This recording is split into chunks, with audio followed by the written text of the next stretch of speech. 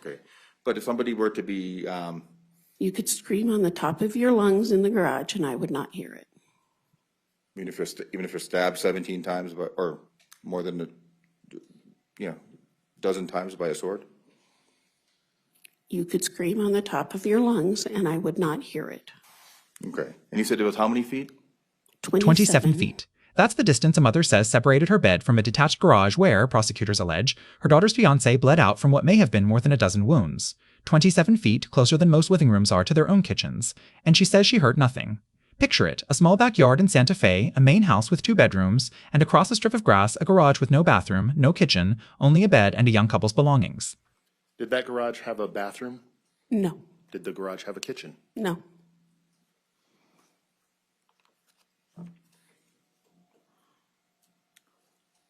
As of October 29th, 2022, was there anyone else living with you and Kiara? Isaac Apodaca was. And if Isaac Apodaca or Kiara needed to, say, use the bathroom, where would they go? They would come into the house. Okay. And if they needed to prepare some food or cook, anything like that, where would they go? They would come into the house. That garage is the visual anchor of this entire case, a room built for storage, repurposed as a life, and ultimately, prosecutors say, as a crime scene. Before we go deeper into what the evidence actually shows, make sure you're subscribed to Shadow Jury Archives, because we don't just cover the story, we follow the facts. The mother took the stand first. Her daughter, 19 at the time, had dropped out of school in the 9th grade and moved into that garage a year before the incident. The boyfriend, a young man she'd once called her son-in-law, moved in after being kicked out of his own home. And how did he come to live with you? My daughter brought him over to stay the weekend because he had been kicked out of his house.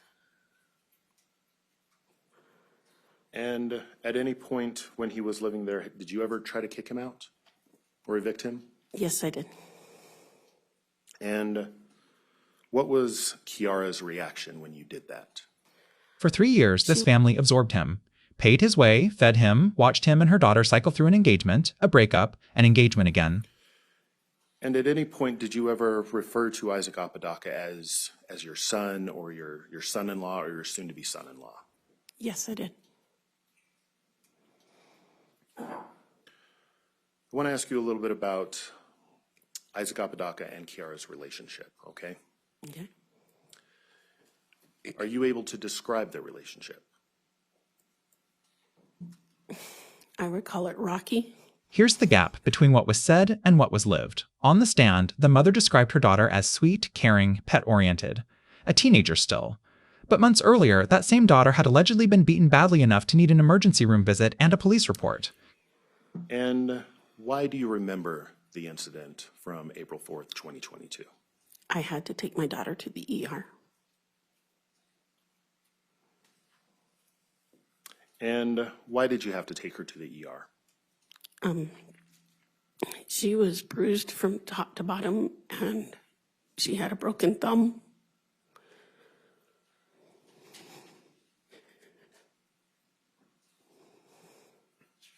A broken thumb, bruises head to toe. The case was dismissed, the relationship continued, the engagement continued. And do you know if Kiara followed through with testifying against Isaac Apodaca, or did she drop the charges? She did not personally drop the charges. She did not talk to the police when they called because he was in the room with her.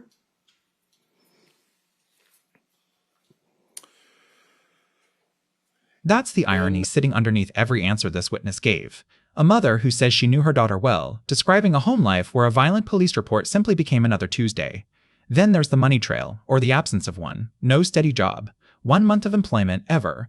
Yet somewhere in that garage sat models priced as high as $2,500. Do you know if your daughter Kiara and Isaac Apodaca spent money on any extra stuff? Yes, they did. What did they spend money on? Perfume, clothing, A sword. Weaponry. And models. And when you say models, what do you mean by that? Isaac used to put together and collect these models called Gundam. It's from a comic. Okay.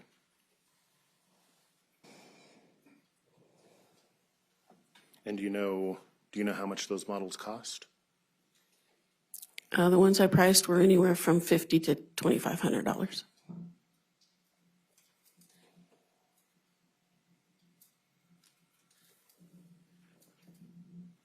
And 3 days before the incident, a sword, ordered on an Amazon account, delivered to the front door, unboxed on the porch by 2 young people in front of the mother who says she never thought twice about it.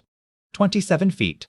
Are you aware of a sword being purchased from Amazon sometime before October 29th, 2022? Yes. And did you ever see Kiara with a sword a couple days before October 29th, 2022?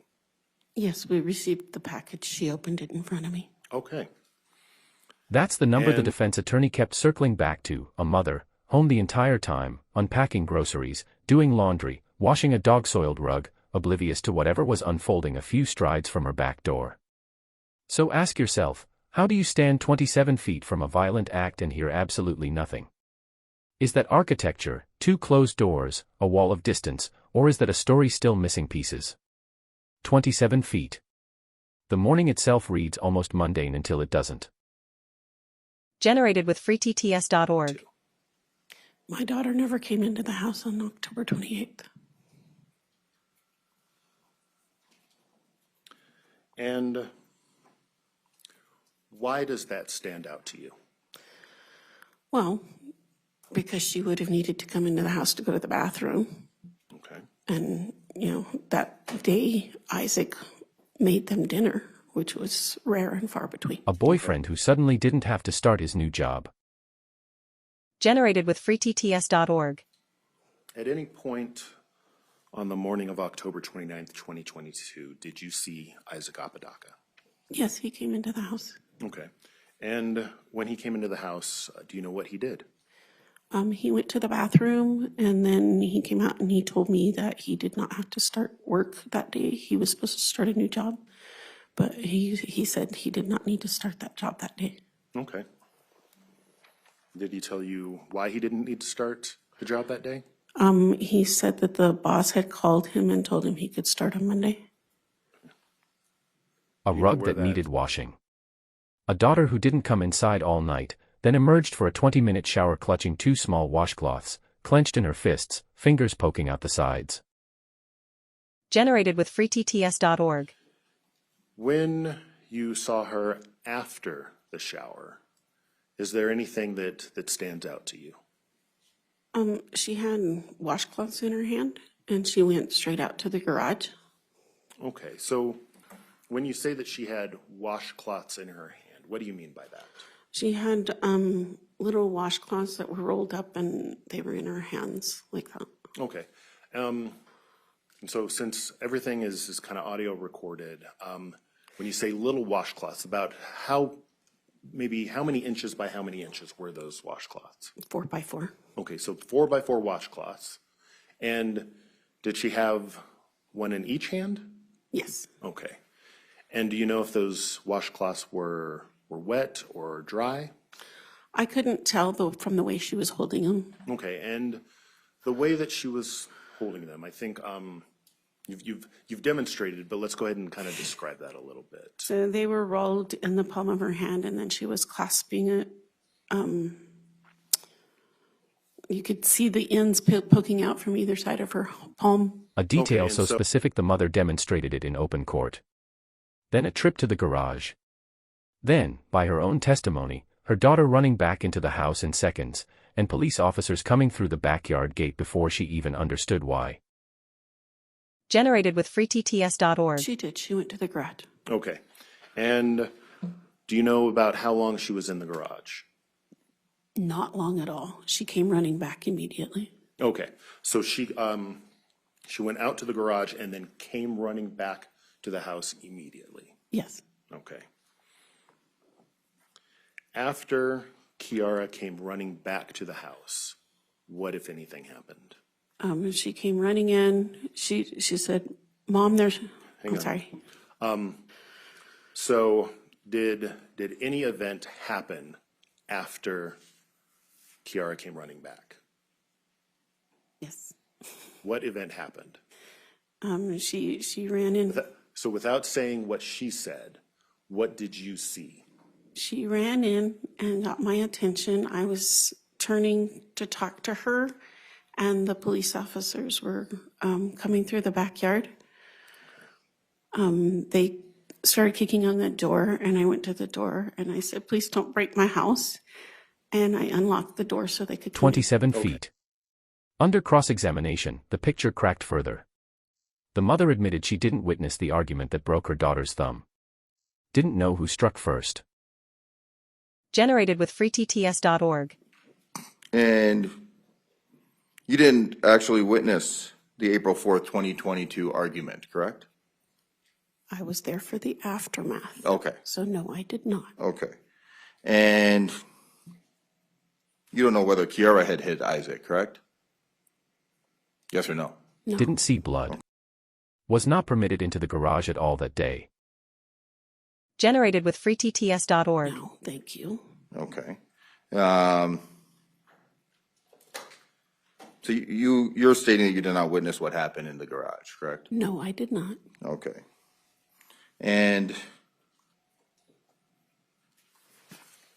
you did not see Isaac harm anyone, correct? On October 29, 2022? No, I talked to him Okay, for less than that's all 15 minutes. That's all I asked, yeah, okay. So you have really no personal knowledge of what happened in the garage that particular Every day, certainty correct? from direct examination dissolved, piece by piece, into I don't know and I wasn't there. What remained was a portrait not of an eyewitness, but of a woman piecing together a nightmare from the outside of her own property. The unanswered question isn't who held the sword. It's how an entire household, Wi-Fi, keys, shared doors, shared meals, could exist in such close proximity to violence, twice, without anyone outside that garage seeing it coming. Generated with freetts.org. If you want to look deeper, the April 2022 police report and the notice of dismissal from the New Mexico 1st Judicial District Attorney's Office are both matters of public record. Pull them, read them side by side with this testimony. Then tell us in the comments, do you believe 27 feet was really far enough to hear nothing at all? If this case has your attention, like this video, share it, subscribe to Shadow Jury Archives, and turn on notifications, because the testimony isn't over and neither is our investigations. Because the testimony isn't over and neither is our investigation.